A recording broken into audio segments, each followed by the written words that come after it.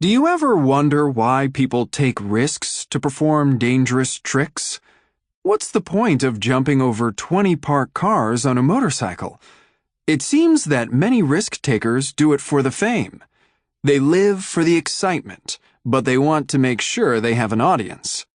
Robert Thomas Jr., a reporter for the New York Times, wrote about lawbreakers we have known and loved. He describes those whose daring and sometimes illegal acts capture our imagination. Why? According to Thomas, it is because they try to prove nothing is impossible. They are not held back by authority. They show a spirit of independence. Thomas investigated why Karen, a 16-year-old immigrant from Trinidad, entered a New York City subway train and drove off with it.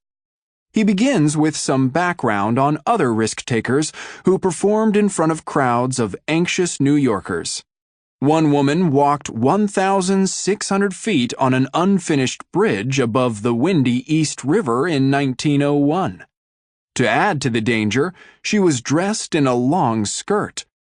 A French high-wire artist walked on a thin cable 1,350 feet above the ground from one World Trade Center tower to the other in 1974. 3 years later, to beat a previous record, a mountain climber went up the side of all 110 stories of the South Tower.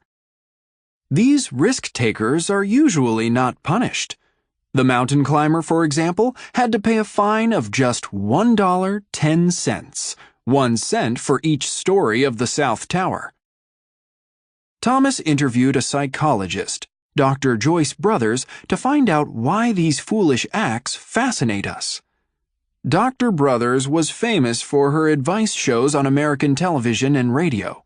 She explained that we admire these crazy performers because everybody has fantasies. They actually go out and do them. She pointed out that these acts have to go against the rules and be unscheduled and unexpected in order to really catch the public interest. Brothers added that we root for these people because our own lives are filled with too many rules. Getting back to the story of the young man who stole the train, Thomas thinks Karen may have gone too far. It is one thing, he writes, to put one's own life at risk for a challenge. It is another to threaten the lives of others. Does it make a difference that Karen proved to be a good train operator? He drove 45 miles and made 85 careful stops on a journey that lasted 3.5 hours. He was caught only when he set off a signal for going around a curve too fast. Some believe he should be arrested. Others think he deserves a chance at his real dream. He wants to attend school to learn to operate trains professionally. Dr. Brothers said she would be happy to ride a train driven by Karen.